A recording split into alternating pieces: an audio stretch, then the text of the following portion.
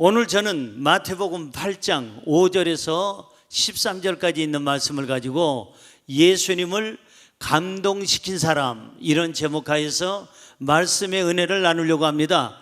한번 따라 하시겠습니까? 예수님을 감동시킨 사람, 예수님을 감동시킨 사람.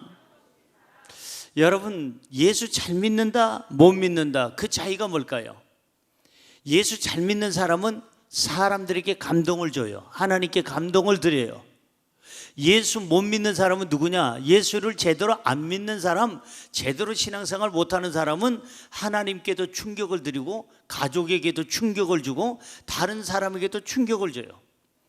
오늘 아침 뉴스로 봤습니다. 어제 저녁 뉴스로 봤습니다. 어제 저녁뿐만 아니라 저는 시간만 나면 뉴스를 봐요. 왜냐하면 세상 돌아가는 것을 봐야 제가 설교 준비할 때, 기도할 때 기도 제목이 나오게 되고, 또한 설교할 때 설교의 내용이 거기에 또한 들어가야 되겠기에 뉴스는 한 번도 빠지지 않고 보려고 애를 씁니다. 그런데 뉴스를 보면은 감격적이고 감동적인 그러한 얘기가 많이 나옵니까? 충격적이고 경악적인 얘기가 많이 나옵니까? 예, 저희 집 텔레비나 여러분들의 텔레비나 똑같은 것 같아요. 거의 다 충격적이에요. 누구를 죽였느니, 아버지를 죽였느니, 자식을 죽였느니, 형제간에 무슨 돈 때문에 싸우다 죽였느니, 그렇게 사랑하면서 알콩달콩 살던 사람이 배신했다고 그 여자를 데려다가 집에서 죽였느니, 길거리에서 죽였느니, 매장을 했느니, 사기를 쳤느니, 못된 짓을 했느니, 폭력을 가했다느니, 무슨 거짓말을 하였다느니. 아니, 뉴스가 무슨 뉴스냐면 대부분이 다 사건, 사고만 다뤄. 감동은 별로 없고, 감동적인 스토리는 별로 없고, 경악해하고 사람들에게 충격을 주고 아픔을 주는 뉴스가 대부분이 다 차지하고 있더라 이 말이에요.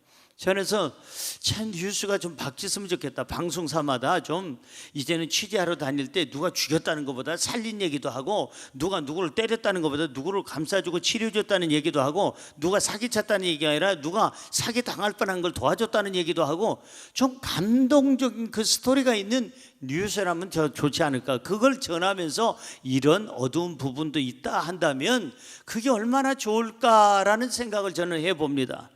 사랑하는 성도 여러분, 어떤 사람은 늘 충격만 주면서 사는 사람이 있어요.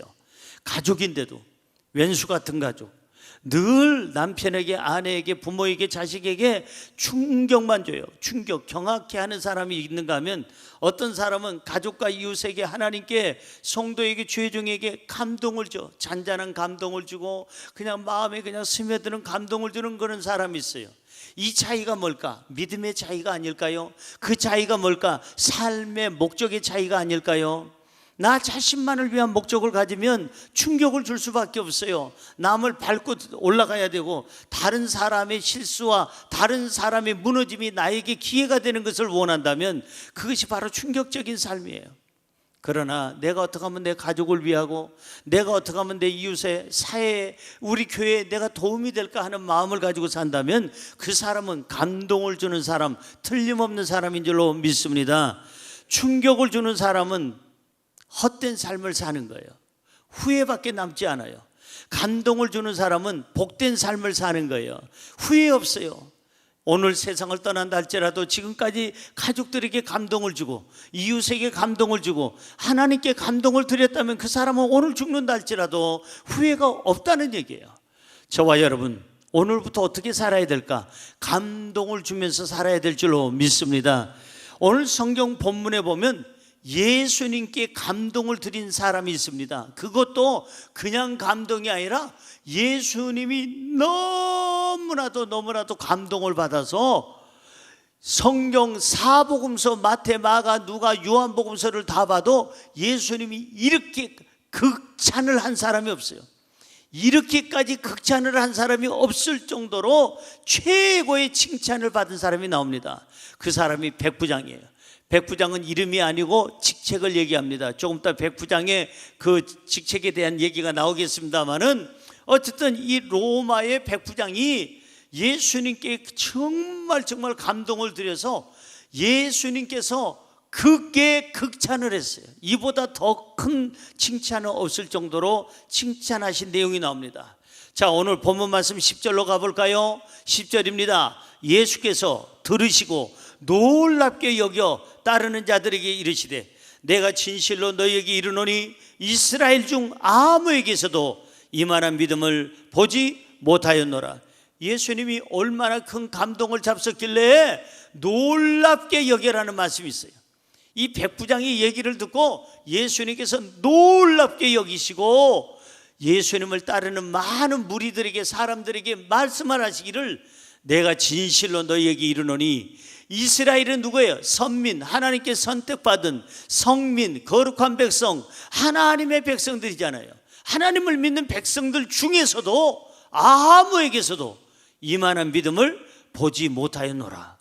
예수님이 얼마나 큰 감동을 이 사람에게 받았길래 이렇게 극찬을 하실까? 오늘 성경을 통해서 백부장이 과연 무엇으로 예수님을 감동시켰을까? 우리가 그 백부장이 예수님을 감동시킨 것처럼 우리도 예수님을 무엇을 가지고 감동을 시킬까? 이 메시지를 통해서 우리 함께 은혜 받고 우리도 감동을 드리는 삶을 살아야 될 줄로 믿습니다. 자, 그러면 첫째로 백부장의 간구가 예수님을 감동시켰습니다. 시작. 백부장의 간구가 예수님을 감동시켰습니다. 5절로 가볼까요? 5절입니다. 본문 5절. 예수께서 가버나움에 들어가시니 한 백부장이 나와 뭘 했더라? 간구하여. 이 백부장이라는 말이 나오는데 백부장이 누굴까? 헬라어를 찾아보니까 헤가톤 타르케스라는 말이에요. 백부장이라는 말은 헤가톤 타르케스. 다시 말해서 이 헤가톤이라는 말은 1, 2, 3, 4, 5, 6, 7, 8, 9, 10 아라비아 숫자의 100, 이 100명이라는 얘기죠. 100이라는 숫자고 아르코라는 말이 있는데 명령하다. 그래서 헤가톤 아르코의 합성어가 바로 헤가톤 타르케스라는 말인데 이게 바로 백부장이라는 말이에요. 다시 말해서 100명의 군사를 거느리고 다스리는 지휘관이다. 그 말이 바로 헤가톤 타르케스라는 말로 백부장으로 써 있는 것을 볼 수가 있습니다. 다시 말해서 로마 군대에 100명의 군인을 거느리고 다스리는 지휘관이에요. 군사 지휘관이에요. 군대 지휘관인데 여기 강구하다라는 말이 나옵니다. 이 말은 강구하다라는 말은 무슨 뜻이냐? 호소하다 그런 뜻이에요. 뭐하다? 호소하다. 다른 말로 얘기하면 간청을 드리다. 예수님 앞에 간절히 청을 드리다. 아니면은 이제는 도움을 간절히 구하다 그런 뜻인데 간구라는 말을 이제 한마디로 얘기하면 구하는 것을 얻기 위해서 아주 강력하게 예수님 앞에 매달리고 호소하는 거, 그게 바로 간구라는 거예요.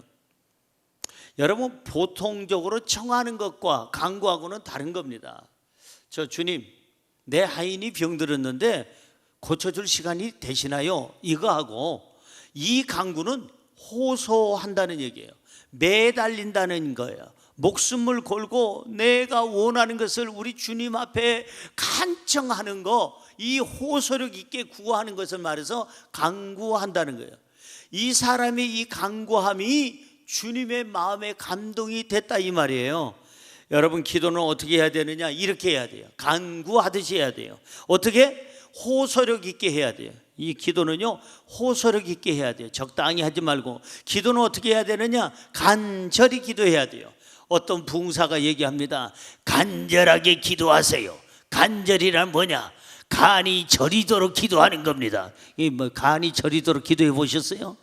여러분, 그게 간구라는 거예요. 그게 간절함으로 기도한다는 거예요. 간절하게. 이 기도란 뭐냐?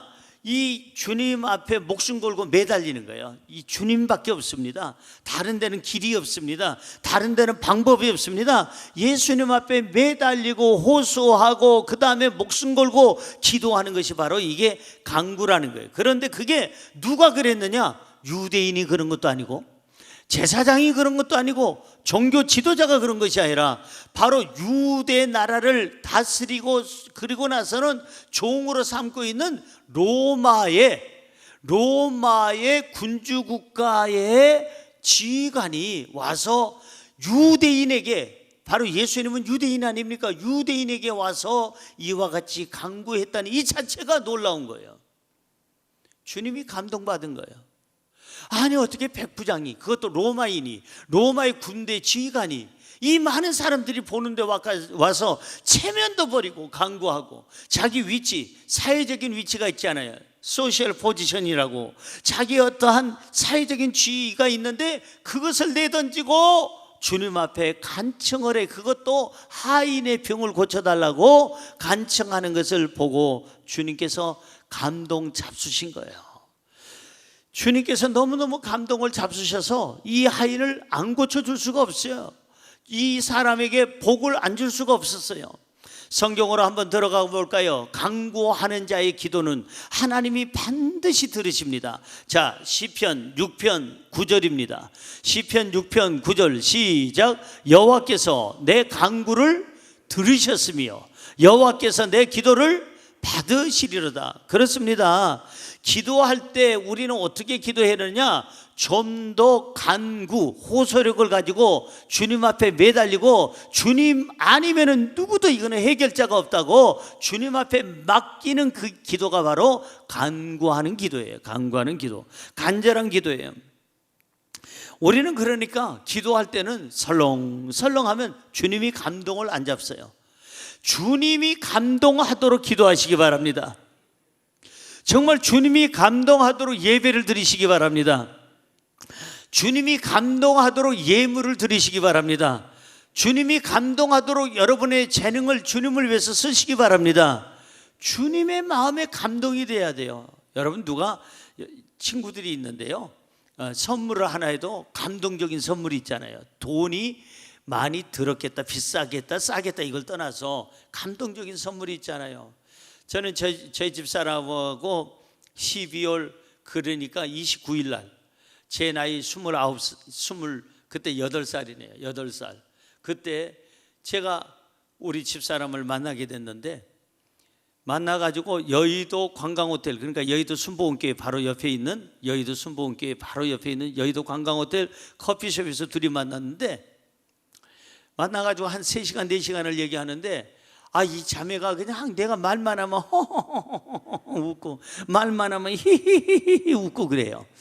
그래서 내 생각에 이렇게 잘 웃는 그런 여성하고 결혼을 하면은 평생 같이 웃고 살겠구나. 참 내 마인드하고 잘 맞는다. 그렇게 하고 12월 29일 날이니까 이제 다음에 만날 날은 1월 초순에 만나는데, 내가 1월 첫날부터는 꼭 금식을 하니까 금식을 며칠 동안 하고 돌아올 테니까 그때 만납시다 하고, 두 번째, 첫 만남 말고 두 번째 만남을 1월 초에 만나기로 하고, 오살리 기도원에서 기도를 많이 하고, 그리고 신년을 맞이했으니까 뭐 그냥 시온에 빛나는 그 찬송도 부르면서, 그리고 드디어 우리 집사람을 두 번째 만났는데, 집사람이 목도리를 하나 자기가 짰대요. 자기 평생에 태어나서 뜨개질에서 뭘 짜기는 처음 짜봤대. 그래서 두 번째 만났는데 노란색, 지금도 기억해요. 노란색, 끝에는 뭐 술이 이렇게 달린 게 아니라 술도 없어. 그냥 똑 끊어졌어. 그냥 그걸 그냥 자기가 정성을 만들어 가지고 제 목도리라고 이렇게 해준 두 번째 만남인데, 난 뭐 준비가 돼 있지를 않아서 뭘 선물 같은 거, 뭐 기념일도 아닌데, 그리고 두 번째 만나는데 뭘 선물하고 말고가 어디 있어요. 좀 이상해. 근데 제 집사람이 그 노란색 그 목도리를 해줬어요. 이렇게 자기가 짰다고. 근데 보니까 여기도 코가 빠지고 저기도 코가 빠지고, 근데 그 노란색을 제가 항상 끼고 다녀. 근데 한 권사님이 저한테 무슨 백화점 어디서 사왔다고, 목사님 그렇게 코 빠진 거 그런 거 메고 다니지 말고 그 촌스럽게 노래처럼 이거 하라고, 이거는 어디 거라고 그러면서 저한테 비싼 목도리를 사줬는데, 그 권사님이 계실 때는 그 목도리 메고 가고, 평상시에는 코 다 빠진 그 노란색을 하면 사람들마다 왜 그런 걸 메고 다니냐고 속도 모르고. 그래서 제가 그때 그 선물에 감동을 했어요. 왜?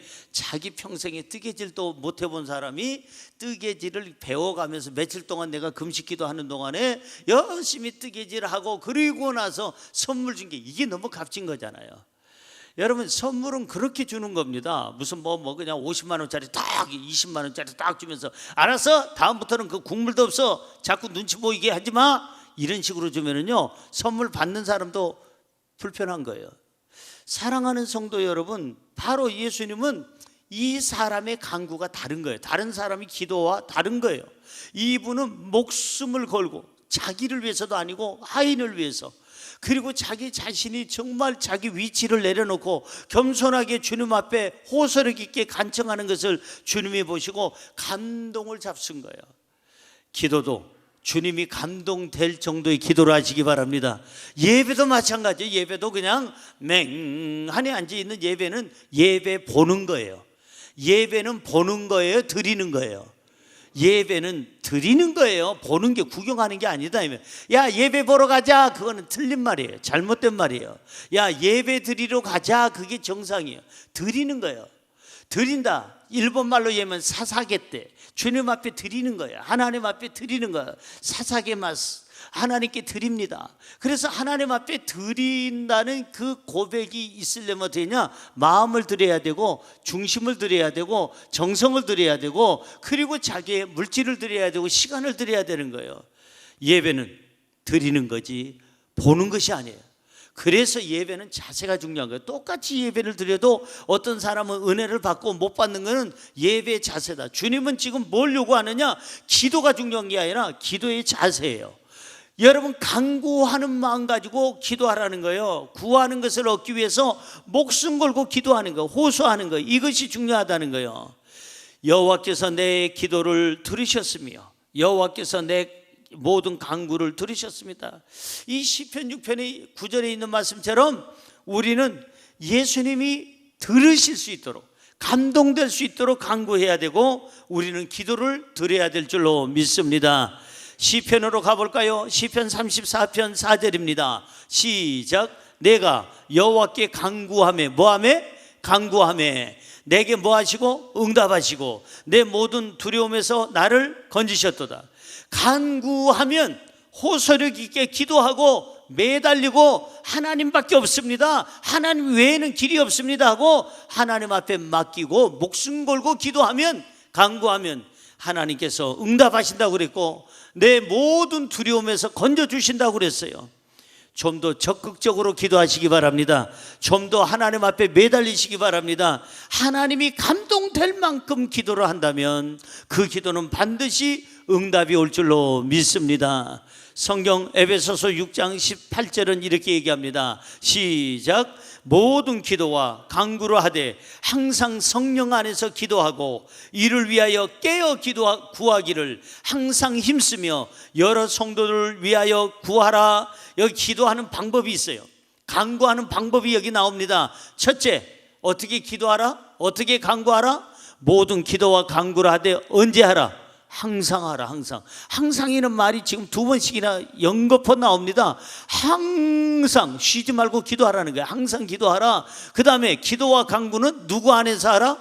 성령 안에서 하라. 기도는 어떻게 하라? 깨어서 기도하라. 누구를 위해서 기도하라? 여러 성도들을 위해서. 너무 자신만을 위해서 나 주세요, 나 건강 주세요, 나 물질 주세요, 나 이거 주세요, 저거 주세요, 나만을 위해서 기도하지 말고 성도를 위해서 중보기도 할 줄 알고, 가족을 위해서 기도할 줄 알고, 이웃을 위해서 기도할 줄 알고, 주의 종을 위해서 기도할 줄 아는 이러한 사람이 되라고 성경은 말씀하고 있습니다. 사랑하는 성도 여러분, 좀 더 주님께 가까이 가십시오. 좀 더 가까이. 항상 기도하십시오. 적극적으로 기도하십시오. 성령의 그 능력으로 기도하십시오. 깨어서 기도하십시오. 이것이 중요한 거예요. 백부장은 사회적인 자기 지위, 그 위치 다 내려놓고 그리고 주님을 찾아와서 간구합니다. 부끄러움도 다 개의치 않았습니다. 자기는 교만도 던져놨습니다. 자기는 자기의 아집도 던져놨습니다. 자기 생각도 버리고 주님 앞에 와서 지금 엎드려 있는 거예요. 낮은 자세로 간구하고 있습니다. 얼만큼 기도해야 될까? 주님이 감동하도록, 주님이 감동하는 자세로, 주님이 감동할 만한 내용을 가지고 우리는 적극적으로 간절히 매달리고 주님 앞에 기도해야 될 줄로 믿습니다. 주님이 감동받으면 우리에게 치료해 주시고, 주님이 감동받으면 문제 해결해 주시고, 주님이 감동받으면 기적을 베풀어 주시는 줄로 믿습니다. 할렐루야. 무엇이 예수님을 감동시켰다고요? 그의 강구함이 예수님을 감동시켰다. 두 번째입니다. 백부장의 이웃사랑이 예수님을 감동시켰습니다. 시작. 백부장의 이웃사랑이 예수님을 감동시켰습니다. 오늘 본문 6절로 가볼까요? 6절입니다. 이르되 주여 내 하인이 뭘로? 중풍병으로 어디에? 집에 어떻게 누워 어떻게 하고 있어요? 몹시 괴로워하나이다. 이 한 구절만 잘 봐도요, 이 백부장이 얼마나 하인을 사랑하고 있는지가 느껴지잖아요. 느껴져요. 그 당시에 이 하인은요, 정말 그 하인은 뭘로 얘기할 수 있을까요? 물건 같았어요. 물건을 주고 팔듯이 이 하인, 다른 성경에는 종으로 나왔는데 이 종, 그 당시에 종과 하인은 물건 취급하듯이 주고 받고 팔고 사고 하는 물건 취급을 했어요. 그리고 물건을 때려 부셔도 괜찮듯이 이 사람을 죽여도 괜찮고 살려도 괜찮은 그러한 사람 취급을 못 받는 그러한 사람이 바로 하인이었고 종이었는데, 오늘 이 백부장은 뭐라요? 그 사람을 그렇게 사랑하는 거예요. 특별히 예수님을 부를 때 예수여 그랬어요? 뭐라고 그랬어요? 아까 주여 그랬어요. 한번 따라할까요? 주여. 그 말은 무슨 말이냐면 나의 주인이여 그럽니다. 나의 주인이여. 옛날에 우리 부모님들 시대에는 그랬잖아요. 남편을 우리 주인 양반이. 그런데 그 주인 양반이 어디에서 그렇게 자꾸 얘기가 나왔을까 보니까 일본 문화를 우리가 그때 36년 동안 식민지 생활하면서 받아들인 것 같아요. 우리 주인 양반이 이렇게 얘기하는 거 보면 일본 사람들은 부인이 남편을 얘기할 때 주인이라고 얘기하거든요. 슈진, 자기의 슈진, 바로 주인이라고 얘기합니다. 내 주인입니다. 이렇게 얘기합니다. 여러분, 이 바로 로마 군인이에요. 100명을 다스리는 지휘하는 지휘관이에요. 그 사람이 그 지휘를 가지고 유대인에게 와서 주인님, 나의 주인님 이렇게 한다는 게 있을 수가 있느냐 이 말이에요. 다른 로마인들이 보면 저 로마 사람 미쳤나 저게. 아니 우리 속국인, 우리의 종 노예국인 저 유대인에게 가서 나의 주인님하고 저렇게 무릎 꿇고 간청을 할 수가 있는가. 저런 로마 제국의 망신이지 야단 났을 거 아닙니까? 그런데도 아랑곳하지 않냐고 이 백부장은 이 하인을 치료하겠다는 그 마음, 그 일념으로 자기가 유대인인 예수님 앞에 찾아와서 주인이라고 한 거예요. 자기 주인, 나의 주인이시여 좀 도와주십시오. 주여 내 하인이 중풍병으로 집에 누워 몹시 괴로워하나이다. 그 내용 보면은요, 중풍병 하인에 대해서 너무나도 잘 알고 집에 있다는 것도 누워 있다는 것은 아예 일어설 수 없는 중병, 곧 죽을 거라는 것도 이 주인이 알고 있다 이 말이에요. 그 다음에 몹시 괴로워하는 거, 이제는 끝났습니다. 거의 끝났습니다. 죽음 일보 직전입니다. 그러니 내가 예수님을 안 찾아올 수가 없지요. 예수님만이 내 하인을 살릴 수 있는 분이라고 나는 믿습니다 하고 그 하인을 사랑하는 마음으로 달려왔더라 이 말이에요. 하인을 종으로 여기지 아니하고 자기 가족으로 여긴 거예요. 자기 자신처럼 사랑한 거예요. 그래서 이 머나먼 길을 찾아와서 예수님 앞에 와서 체면불구하고 사회적인 위치를 다 내려놓고 겸손하게 무릎 꿇고 주님 앞에 지금 구하는 거예요. 간청하고 간구하는 거예요. 예수님이 감동할 만하시지 않습니까?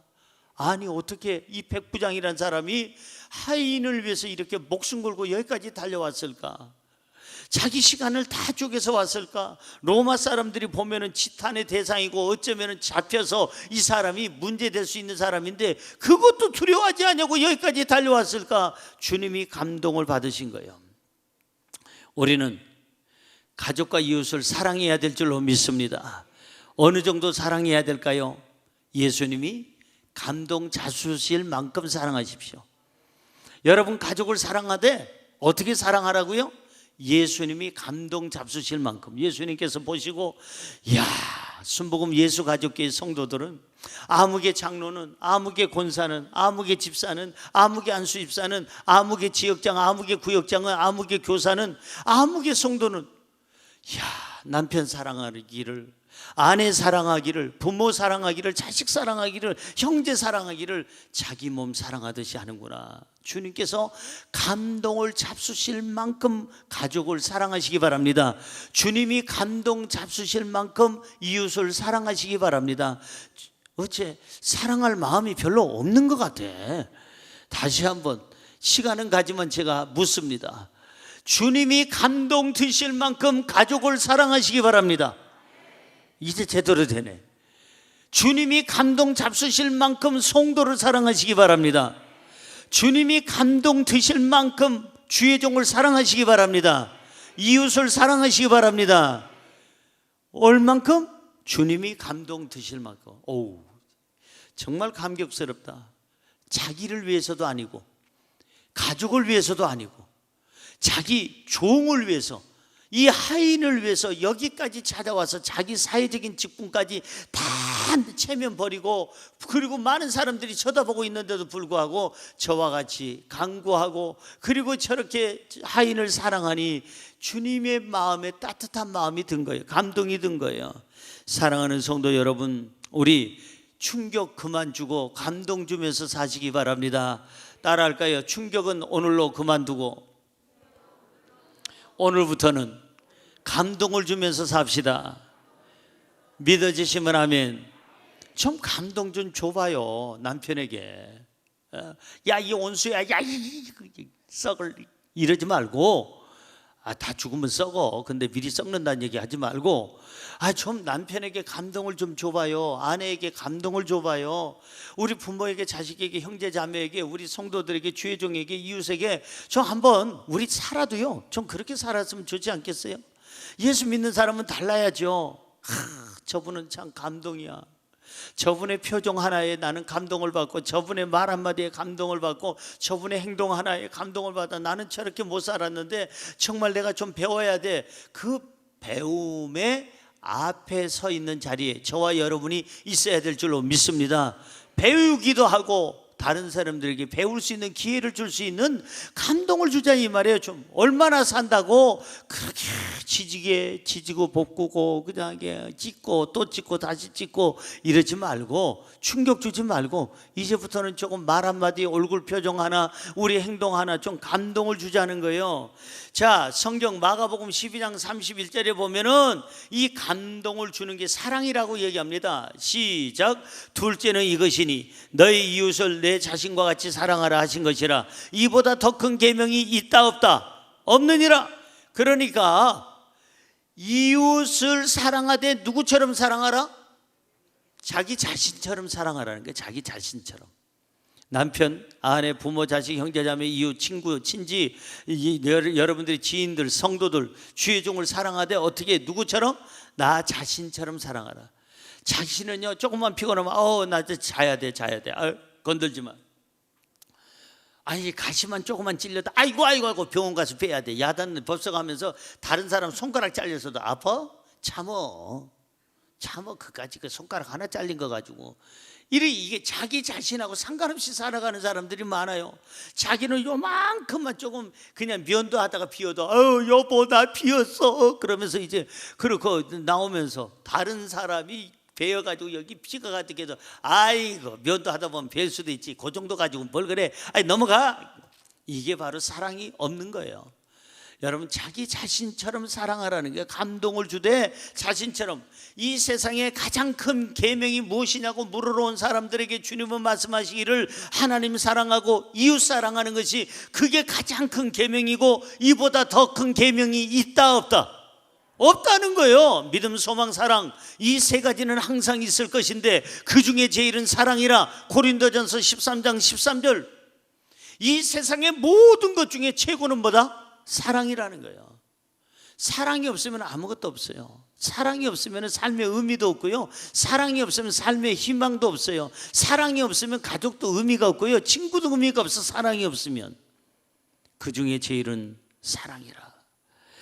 여러분, 가족과 이웃을 사랑하는 때도 따로 있어요. 때가 있어요. 때가 마냥 그냥 100년 만년 1000년 그냥 사랑하는 게 아니라 때가 있어. 성경에 보면 날 때가 있고 죽을 때가 있고 울 때가 있고 웃을 때가 있고 뽑을 때가 있고 씹을 때가 있고 다 때가 있다고 그랬잖아요. 그런데 여러분, 사랑에도 때가 있어요. 어느 때? 지금이 사랑하기에 딱 좋은 날이에요. 네? 딱 좋은 나이고, 지금이에요. 지금 내가 아직 살아있을 때 가족과 이웃을 챙겨야죠. 사랑해야죠. 그분들이, 내 가족과 이웃이 지금 내 곁에 있을 때, 살아있을 때, 그분들이 안 돌아가셨을 때 사랑해야죠. 어제 뉴스를 보니까요, 제사상 차리는데 옛날 같으면 15만 원에서 20만 원이면 차렸는데 지금은 못 차린대요. 너무 물가가 올라서. 최소 35만 원, 그 다음에 최대는 뭐 마냥 올라가겠죠. 100만 원, 200만 원 올라가겠죠. 여러분, 제사상이 중요한 게 아니라 제사상 차릴 생각하지 말고 살아계실 때 부모님께 잘해야 해. 아니, 돌아가신 다음에 이 세상에 없는데, 천국 아니면 지옥이고 음부 아니면 나군이잖아요. 성경에 보니까 이 땅에 그 돌아가신 분이 할아버지 할머니가 안 계시다니까. 안 계세요. 없는데 그분에게 그냥 이렇게 뭘 차려놓고 그런다면은 그게 우스운 거 아니에요. 안 계신데 누가 좋아하겠어요? 지나가는 귀신이나 좋아하지. 그 흉내를 내면서 내가 네 할아버지다 하면서 목소리 흉내 내면서 꿈에서 나타났다는 둥 어쨌다는 둥 그렇게 하잖아요. 만약에 제사상 차릴 돈이 구정 때, 추석 때, 아니면은 그분 돌아가셨을 때 그 돈이 있다면 지금 갑을 해가지고 돌아가시기 전에 부모님에게 세타 하나라도, 원피스 하나라도, 아니면 이제 찬바람 부니까는 가을옷이라도, 아니면은 순댓국이라도 한 그릇 대접을 하든지, 뭔가 살아계실 때 잘해야지. 돌아가신 다음에 아이고 해봐야 무슨 소용이 있냐 이 말이에요. 맞아요, 안 맞아요? 맞잖요. 돌아가신 다음에 제사상 잘 차리면 뭐해? 그분이 잡숴? 누가 먹어? 차려놓고 지네들이 먹지.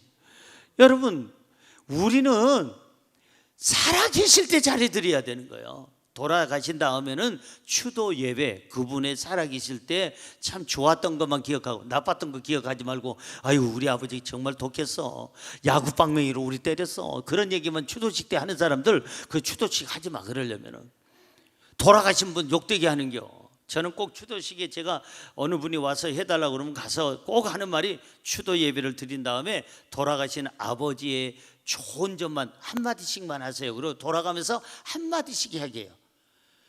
그러니까 아버지가 내 돈 떼먹고 돌아가셔서 이따위 소리 하지 말고, 아버지가 살아계실 때, 어머니가 살아계실 때 뭐 어떤 좋은 일이 있었는지, 어떻게 나를 사랑하고 자식을 사랑했는지, 이웃에게 어떤 선을 행했는지, 교회에 어떤 도움이 됐는지 좋은 점만 한마디씩 하라 이게. 그러고 나면 다들 얼굴이 확 펴요. 아, 우리 아버지도 우리 한마디씩 들어보니까 괜찮은 분이셨구나, 우리 어머니도 괜찮은 분이셨구나. 서로 간에 그러면서 추도 예배를 즐겁게 드리는 거예요. 그렇게 드려야지. 무슨 그냥 그 돼지 머리 잘라가지고 돼지가 잘릴 때 그냥 칼날이 들어가니까는 간지러가지고 하다가 이렇게 죽어. 그래서 어느 제사상이든지 돼지가요 웃고 있대. 왜 웃느냐? 칼날이 들어갈 때 간지러워가지고. 사랑하는 성도 여러분, 살아계실 때 잘해요. 그래서 정말 중요한 말이 있잖아요. 있을 때 잘여. 한번 따라서 있을 때 잘여. 여러분, 남편 옆에 있을 때 잘하세요. 언제 누가 먼저 갈지 몰라요. 여러분, 아내 옆에 있을 때 잘하세요. 불쌍히 여기고요. 여러분, 부모님 살아계실 때 잘하세요. 언제, 어르신들은요 갑자기 언제 돌아가실지 몰라요. 갑자기 어제도 멀쩡했는데 갑자기 이상히 그냥 이렇게 확 꺾어지시더라고. 나이 드신 분들 보니까 안타깝죠. 우리 부모님 언제까지 정정하고 건강하다고 생각하지 말고 지금 챙겨드리고, 우리 부모님 살아계실 때 잘해드리고, 남편, 아내, 형제, 자매, 우리 이웃에게, 모든 성도들에게, 저한테도 있을 때 좀 잘해요. 여러분들이 잘하는 거 알아요. 저는 여러분 만난 게 행복인데 어쨌든 간에 여러분 보십시오. 아직 기회 있을 때 잘하는 거예요. 어느 정도로 잘해야 되느냐? 가족이 감동 먹을 때까지 잘해야 되는 거예요. 어느 정도 잘해야 되느냐? 이웃이 감동 먹을 때까지 우리는 잘해야 되고, 어느 정도로 사랑해야 되느냐? 주님이 감동하실 정도로, 야, 네 가족 너무 사랑한다, 이웃을 사랑한다, 그럴 정도로 잘해야 되는 거예요. 감사하게도 우리 부모님은 사랑한다는 말을 어머니 아버지가 서로 하는 걸 나 들어본 적이 없어요. 옛날 분들은 그러잖아요. 딱 해야죠. 요즘 사람들 여보 이리 와봐, 우리 아유 반가워 허니 하면서 뽀뽀도 하고 하는데, 우리 옛날 분들이 이래 눈치만 줘가지고 어디로 가가지고 우리 구남매를 낳았어요. 아니 사랑한다는 말도 안 하고 표현도 우리 앞에서 한 적이 없는데 9을 낳다니까. 우리 집사람 부모님은요 10을 낳았어. 사랑한다는 말을 자식들 앞에서 해본 적도 없고. 안 돼. 여러분, 사랑이라는 말은 해야 될까요? 안 해야 될까요? 누가 그래? 해야 된다고. 성경으로 대답하라 이게요. 고린도전서 16장 14절 보세요. 시작. 너희 모든 일을 사랑으로 행하라. 한 번 더. 너희 모든 일을 사랑으로 행하라. 한 번 더. 너희 모든 일을 사랑으로 행하라. 눈 감고 너희 모든 일을 사랑으로 행하라. 눈 뜨고 너희 모든 일을 사랑으로 행하라. 외웠어 한 절. 와, 감쪽같이 한 절 외웠어. 뭐라고요? 너희 모든 일을 뭘로 행하라? 사랑으로 행하라. 사랑은 감추는 게 아니라 표현하라는 거예요. 더 귀한 말씀 한번 볼까요? 고린도 후서 2장 8절입니다. 시작. 그러므로 너희를 권하노니 사랑을 그들에게 나타내라. 너희를 내가 권한다. 너희들에게 부탁을 한다. 뭐하라? 사랑을 그들에게 감춰라가 아니라 나타내라. 따라할까요? 나타내라. 드러내라는 거예요. 사랑한다는 것은. 예? 자꾸 말로 사랑해. 여보 사랑해. 좀 해봐. 남편들 집에 가서 하시라니까. 아, 나는 O형이라 그런 말 못해요. B형이라. 무슨 B형 O형이 어딨어? 예수 믿으면 다 예수형이지. 아니 남편들이요, 아내 내 곁에 있을 때, 아니 내가 아내 곁에 있을 때 누가 먼저 갈지 모르니까 자꾸 얘기해줘요. 사랑한다고. I love you, I love you. 어때요? 아, 아내가 머리 자른 거 정도는 기억 좀 해주세요. 남편들 머리 잘라가지고 아내가 일부러 보이려고 여기서 여보 하는데도 왜 이래? 밥이나 먹어. 이러지 말고 딱 들어오자마자 여보 머리 잘랐네? 아이고 세상에 왜 촌 사람처럼 이렇게 자르고 왔어? 이런 말도 하지 말고 지금 머리 잘랐네까지는 좋았는데 그 다음에 말을 또 초치는 분들이 있어요. 그러지 말고 머리 잘랐네. 내가 보던 중 제일 괜찮다. 제 집사람이 며칠 전에 머리 잘랐어요. 여기 내 앞에서 요래요. 벌써 알고 제가 당신 머리 잘랐네. 그러고 나서 이제 내 대답을 듣는 거예요. 남자들도 머리 자르면 좀 촌스럽잖아요. 여자들도 머리 자르고 오면 그날은 촌스럽잖아요. 와, 어느 미용실이야? 왜? 글쎄 어느 미용실이냐고. 왜? 이야, 8.15 해방위에 제일 괜찮다. 그 다음에 머리 잘라왔을 때는 우리나라 건국 1위에 처음이다. 6.25 사변 위에 그 다음에는 또 처음이다. 조선시대 2위에 처음이다. 막 이러면서 가보경장까지 막 나오고 막 그래요. 그렇게 해서 한마디 칭찬하면요, 그 사람이 늘 머리 기를 때까지 자신감을 갖는데, 아우 세상에 지 밥 먹듯이 밥 해놨네. 어느 쥐가 밥 먹었을까? 아니 어떻게 저렇게 못할까 하면은요, 이 머리 자랄 때까지 자신감이 없어지는 거예요. 우리는 사랑을 하되 여러분요 좀 나타내라는 거예요. 사랑을 그들에게 나타내라. 내가 권한다. 나타내. 숨기지 말고 수줍어하지도 말고 어색해하지도 말고 사회 분위기가 이래서 그러지 말고 사랑을 나타내라. 그래서 열심히 말로 표현하고 물질로 표현하고 그 다음에 모든 시간으로 표현하고 표현하라. 내 자식에게, 여러분 부모에게, 내 형제에게, 남편에게, 아내에게 사랑을 나타내라. 나타내시기를 주의 이름으로 축원합니다. 백부장은 지금 이웃 사랑을 나타내고 있잖아요. 주님 앞에 찾아와서 내 하인 좀 고쳐주옵소서. 중풍병에 누워가지고 지금 죽어가고 있나이다. 몹시 괴로워하나이다. 예수님이 거기에 감동받으신 거예요. 자기 일도 아니고 가족 일도 아니고 물건 취급하는 그 종의 일인데 저렇게까지 자기 가족 대하듯이 하는 이웃 사랑의 그 모습을 보고 주님이 감동하셔서 그 아이를 치료해 주신 줄로 믿습니다. 마지막으로 세 번째, 백부장의 믿음이 예수님을 감동시켰습니다. 시작. 백부장의 믿음이 예수님을 감동시켰습니다. 자, 이 감동을 받은 예수님이 말씀하십니다. 7절 보세요. 뭐라고 말씀하시는지 7절. 이르시되 내가 가서 어떻게 고쳐주리라. 주님이 감동을 잡수시고 나서 오, 감동이야. 이스라엘 중에 이만한 사람 본 적이 없어. 대단한 사람이야. 내가 가서 고쳐주리라. 그리고 주님이 바쁘신데도 시간을 내서 이 백부장의 집에 가서 고쳐준다는데 백부장의 태도가 이상해. 성경 볼까요? 8절 보세요. 예수님이 고쳐준다고 그 집에 가준다고 하는데 백부장이 이상한 말을 합니다. 8절입니다. 백부장이 대답하여 이르되 주여 내 집에 들어오심을 나는 감당하지 못하겠사오니 다만 말씀으로만 하옵소서. 그러면 내 하인이 낫게 싸움나이다. 이상한 말을 해. 딴 사람 같으면 내가 고쳐주리라. 가자, 니네 집 가자. 주님이 그러면 주여 감사합니다, 감사합니다. 절을 몇 번 하고 주님의 손을 붙잡고 막 열심히 집으로 뛰어갈 텐데 이 사람은 내가 가서 고쳐주겠다고 주님이 이렇게 말씀하시는데도 불구하고 뭐라고 대답하는 거 아니? 주여 내 집에 들어오심을 나는 감당할 수 있다 없다? 감당하지 못하겠사오니. 여기서 감당하지 못한다는 말은 나는 자격이 없습니다 그 말이에요. 나는 자격이 없습니다. 예수님이 이 죄인의 집에 들어오실 만큼 내가 그렇게 가치 있는 사람이 아닙니다 그 말이에요. 정확하게 표현하면 나는 그만한 가치가 없습니다.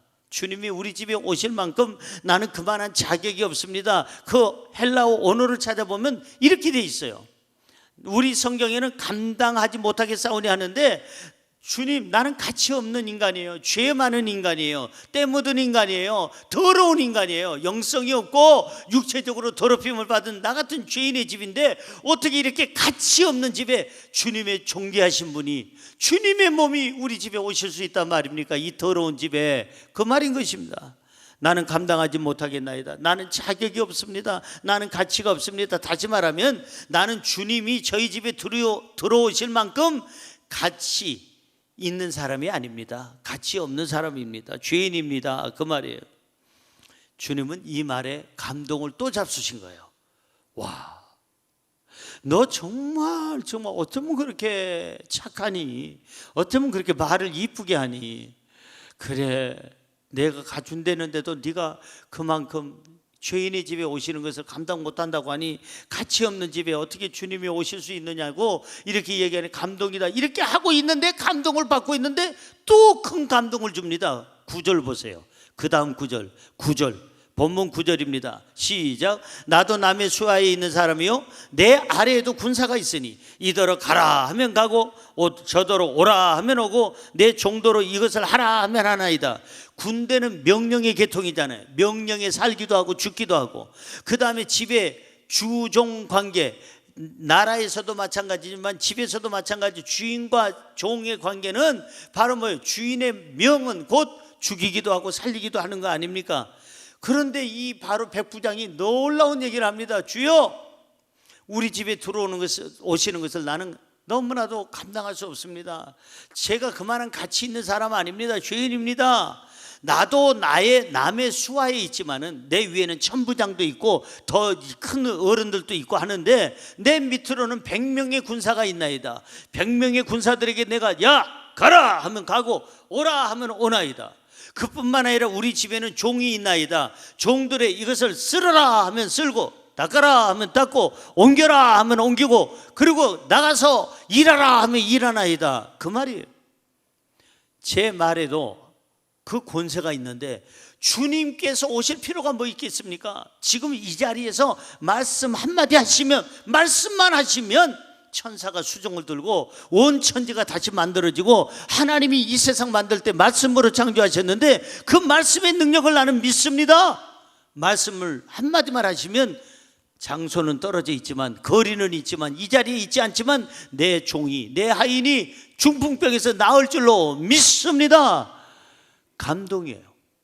말씀 중심의 이 신앙, 이거야말로 절대적인 신앙이에요. 여러분, 이상한 교회는요, 자꾸 목사님들이든 이단 교주든 그냥 환상을 봤다 그러고 계시가 때가 어젯밤에 꿈에 뭐가 왔다 갔다 했다는 둥, 구름 위에 뭐가 보였다는 둥, 내일은 비가 올 거라는 둥, 자기가 기상청도 아닌데 아주 뭐가 추워질 거라는 둥. 당연히 추워지지, 날이 갈수록. 나는 예언하라면 할 수 있어요. 해볼까요? 오늘보다 내일은 더 추울 거고, 내일보다 모레는 더 추울 거고, 이번 달부터 다음 달은 더 추울 것이고, 12월 달 1월 달에는 아주 추울 겁니다. 예언이요? 아니요? 그건 예언이라고 볼 수도 없어요. 그거는 마땅히 아는 건데, 그냥 자기가 잘난 것처럼 막 그냥 구름이 어디 가고 네 꿈이 어떠고 내 꿈이 어떠고, 돼지 10마리 새끼를 하는데 무슨 꿈이요? 무슨 꿈? 돼지 꿈. 개가 7마리 새끼를 낳아서 무슨 꿈? 개 꿈. 닭이 쫄쫄쫄쫄 나를 쫓아와 무슨 꿈? 닭 꿈. 뭘 그렇게 복잡하게 생각해? 그걸 의미를 두느냐고. 개꿈, 닭꿈, 돼지꿈 꾸고 나서는 거기에다 의미를 두지 말란 얘기예요. 성경은 성경으로 풀어야죠. 우리의 삶도 성경으로 풀어야죠. 무식한 사람들이 자꾸만 그냥 성경은 없고 성경의 지식은 없으니까 배운 게 없어. 신학도 적당하게 나오거나 아니면 공부를 제대로 안 했거나 나와서도 성경 공부 안 하거나. 우리는 평생을 가르쳤기 때문에, 학교에서 가르치고 교회에서 가르쳤기 때문에요, 난 그런 사람들 보면 너무 답답한 거예요. 어쩌면 저렇게 성경을 모를까, 목사가 돼가지고. 어쩌면 저렇게 무식한 소리하고, 어쩌면 저렇게 한심한 소리 할까. 성경이 없는 얘기를 하지 말라는 거예요. 천국 갔다 온 사람들도 간증을 하다 보니까 간증이 3년 전 간증하고 3년 뒤 간증이 달라. 왜? 다니다 보니까 하나씩 둘씩 늘어진 거예요. 그럼 바뀐 거예요. 다듬어진 거예요. 자기 유익한 대로 옮긴 거예요. 그건 가짜요. 성경이 없는 천국을 얘기하지 말라는 거예요. 왜 자기 꿈 꿔놓고 그걸 천국이라고 그래요? 예? 그 꿈이 그 정상적이지 않을 수도 있는데, 계시를 무시하는 것이 아니라 그 잘못된 신비주의에 빠지지 말라는 거예요. 성경을 제대로 모르는 사람들이 자꾸만 자기의 어떤 것을 드러내려고 하는데, 우리는 나를 드러내면 안 되는 거예요. 설교도 마찬가지예요. 성경에서 시작해서 성경으로 끝나야 되는 거예요. 말씀이 없는 설교는 강연이다 이 말이에요. 뭔 얘기인지 알아들으시오? 오늘 유튜브를 보는 여러분들도 마찬가지고 다른 교회 다니는 분도 마찬가지예요. 목사님이 설교하실 때 대부분의 목사님들은 성경에서 나와요. 성경에서 해답을 찾고 성경에서 해석을 하고 성경 말씀에서 어긋나지 않는 게 진짜 목사예요. 그런데 성경은 온데간데 없고 자기 꿈이 우선이고 자기 생각이 우선이고 자기 말이 예수님의 권위보다 높다면 그거는 무식한 거고 이단인 거예요. 그거 잘못된 거예요. 오늘 여기 이 사람은 나도 남의 수하에 있어서 윗사람이 명한 대로 순종하고 내 아랫사람이 내가 명한 대로 순종하듯이 주여 말씀 하나만 하옵소서. 그러면 내 하인이 낫겠나이다. 말씀 중심으로 신앙생활 하시기를 바랍니다. 예수님은 이 사람의 믿음을 확인해 보니까 건강한 믿음, 순진한 믿음, 온전한 믿음이었어요. 말씀 중심의 이 말씀의 권위를 인정하는 그 믿음이 진짜 믿음인 것을 아시고 그 하인을 고쳐주신 줄로 믿습니다. 성경 볼까요? 한 절만 읽고 마치겠는데 13절 보세요. 시작. 예수께서 백부장에게 이르시되 가라, 너의 믿은 대로 될지어다 하시니 그 즉시 하인이 나으니라. 가라! 주님께서 말씀하시고 그 다음이 중요한 거예요.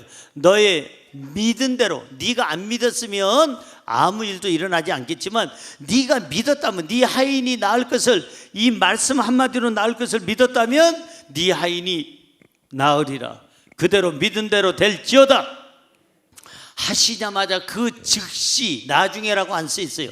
그 즉시 말씀이 떨어지자마자 하인이 나으니라. 할렐루야. 사랑하는 성도 여러분, 믿어야 기적이 일어납니다. 말씀대로 믿어야, 순종해야 그 열매가 맺어지게 될 줄로 믿습니다. 치료의 역사가 일어날 줄로 믿습니다. 결론의 말씀을 짓습니다. 감동을 주는 사람, 감동을 주는 사람으로 살았으면 좋겠어요. 주님께 좀 감동을 드리고 우리 부모님께 감동도 드리고 내 사랑하는 남편, 아내, 부모, 자식, 형제, 자매, 이웃에게, 성도들에게, 죄중에게 감동을 주면서 좀 살아갔으면 좋겠어요. 그래서 우리의 삶이 후회 없는 삶, 오늘 떠난다 할지라도 후회 없이 정말 나는 정말 사랑하면서 살았다, 감동을 주면서 살았다, 특별히 하나님께 감동을 주는 그런 삶을 우리는 살아야 될 줄로 믿습니다. 따라할까요? 충격을 주는 것은 오늘로 그만두고 감동을 주는 일을 오늘부터 시작하자. 특히 예수님께 감동을 드리십시오. 백부장이 무엇으로 예수님께 감동을 드렸습니까? 첫째, 백부장의 간구가 예수님을 감동시켰고, 두 번째, 백부장의 어떠한 이웃사랑이 예수님 앞에 감동이 되었으며, 백부장의 믿음이 예수님께 감동이 됐는데, 예수님 감동시키면 치료받습니다. 응답이 있습니다. 은혜가 있습니다. 기적은 일어나는 줄로 믿습니다. 감동 주는 삶이 되시기를 주의 이름으로 축원합니다.